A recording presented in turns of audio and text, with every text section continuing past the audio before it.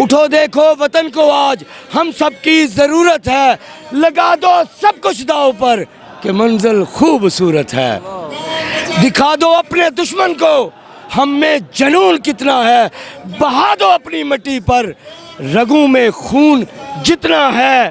آج جو بھی روٹھے ہیں، پر افسوس کہ میں انہیں روٹھا کہہ رہا ہوں، ابھی میں ہلکا ہاتھ رکھ رہا ہوں، آج جو بھی روٹھے ہیں جلدی مان جائیں گے امپورٹڈ وہ حکومت کا، کب تک بوجھ اٹھائیں گے، کب تک وہ بھی دیکھیں گے میری خستہ حالی کو، پنپتی غنڈہ گردی کو، انسانیت کی پامالی کو۔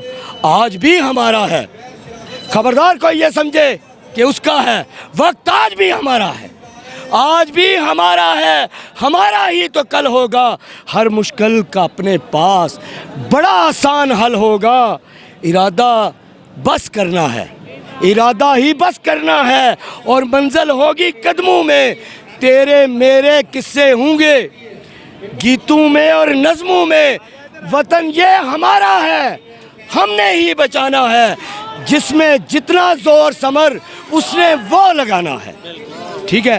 اور اس کے بعد سب سے پہلے ارشد شریف صاحب کو اگر میں خراج عقیدت نہ پیش کروں تو یہ ان کے ساتھ زیادتی ہوگی، اور اس سے بھی پہلے میں ان کی والدہ کو سلام پیش کرتا ہوں، اور میں اپنے مقتدر حلقوں کو، اپنے دشمنوں کو یہ مخاطب کر کے پیغام دینا چاہتا ہوں، مجھے بتاؤ جس قوم کے مائیں ایسی ہوں گی اس قوم کو تم کبھی شکست دے سکتے ہو؟ نہ آج تک کوئی دنیا کا فرعون ہماری آواز دبا سکا، یعنی میں پوری قیامت پہلے دن سے آج تک کی بات کر رہا ہوں، فرعون کے پاس بڑی طاقت تھی، بڑے لشکر تھے، اور موسیٰ کے پاس کچھ بھی نہیں تھا، ایک تیر نہیں چلا اور موسیٰ اپنی قوم کو لے کر باہر نکل گیا، نہ کوئی آواز دبا سکا ہے، نہ کوئی طاقت کے ذریعے آواز دبا سکے گا۔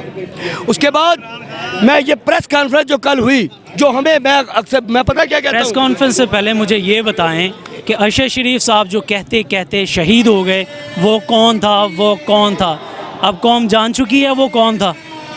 سر ہم جانتے پہلے دن سے ہیں، ہم جانتے پہلے دن سے ہیں، بہت پہلے جان چکے تھے۔ مسئلہ کیا تھا؟ مسئلہ یہ تھا آج سے پہلے بتانے والے خود چور تھے، یعنی نواز شریف ہمیں بتا رہا تھا وہ خود چور تھا، پیپل پارٹی بتا رہی تھی وہ خود چور ہیں، دہشت گرد ہیں، وہ خود غدار ہیں۔ ہمیں اس لیے ان کی بات پر یقین نہیں ہوتا تھا کہ ہم ان کے لیے اپنی جانیں آخر کیوں کر دیں، کیوں دیں، اس لیے پتہ ہمیں پہلے بھی تھا، پتہ ہمیں اب لیکن اب میں اور کل میں فرق کیا ہے؟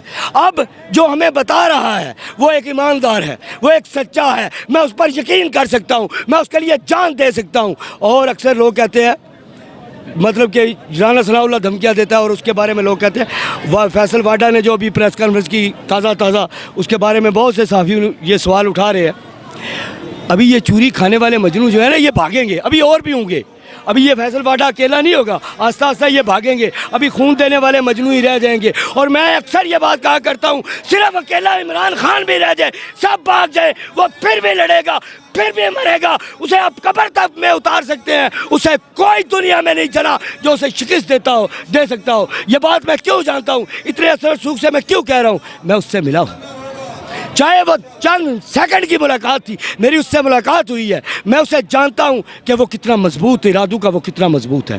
اس نے یہ عیاشیاں کرنے کے لیے حکومت نہیں لی تھی، اگر عیاشیاں کرنے کے لیے لیتا تو وہ بھی ان کے ساتھ گڈی کھیلتا، کمپرومائز کرتا، مل ملا کے چلتا، آج برداشت کرتا، کل پھر اس کی حکومت آتی۔ آپ نے دیکھا نہیں نواز شریف برداشت کرتا ہے، پھر اس کی حکومت آ جاتی ہے، 5 سال تمہارے، 5 سال ہمارے۔ وہ اس طرح نہیں کھیلنا چاہتا، وہ میری آزادی کی جنگ لڑنا چاہتا ہے، اور میں اس قوم سے مخاطب ہو کر کہنا چاہتا ہوں کوئی عمران خان کے لیے نہ نکلے، اپنے لیے نکلنا ہے، تم نے اپنے بچوں کے لیے نکلنا ہے، اپنے کل کے لیے نکلنا ہے۔ لوگ یہاں سوال اٹھاتے ہیں ہم کیسے غلام ہیں، میں بتاتا ہوں ہم کیسے غلام ہیں۔ آج تک آپ کو عدالتوں سے انصاف ملا؟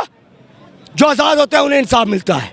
آج یہ جو پولیس والے ہیں ہماری نوجوان نسل کو جہاں پر دیکھتے ہیں روک لیتے ہیں، ایسے خام خواہ تلاشی کے نام پر ڈراتے ہیں، خوف زدہ کرتے ہیں، کوئی انہیں پوچھنے والا ہے نہیں ہے۔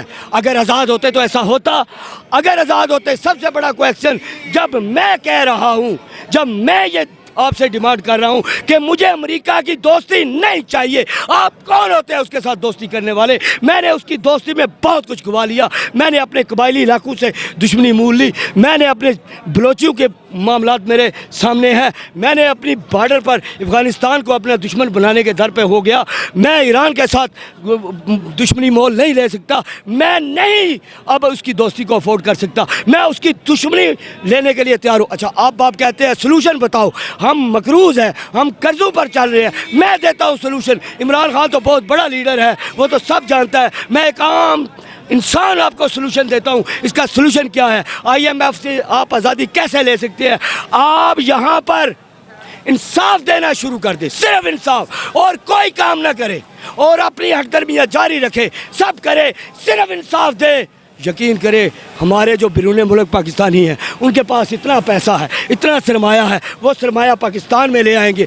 آپ کو IMF کی غلامی سے آزادی مل جائے گی, آپ کو امریکہ کے تسلط سے آزادی مل جائے گی. ہاں, کسی کے وزیر اعظم بن جانے سے یا کسی کے ہٹ جانے سے آزادی نہیں ملے گی.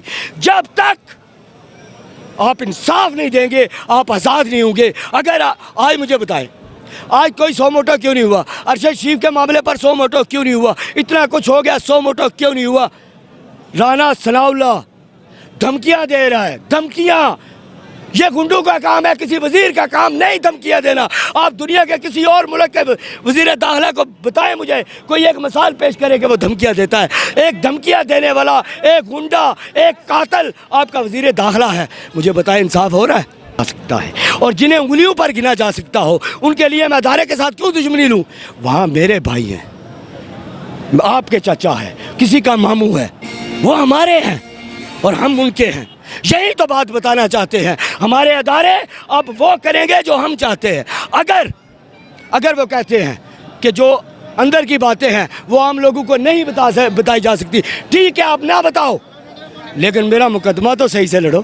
مجھے نظر تو آئے کہ آپ میرا کیس لڑتے ہو اور جیت کے آتے ہو, دشمن کو کچھ دیتے نہیں, کچھ لے کے آتے ہو.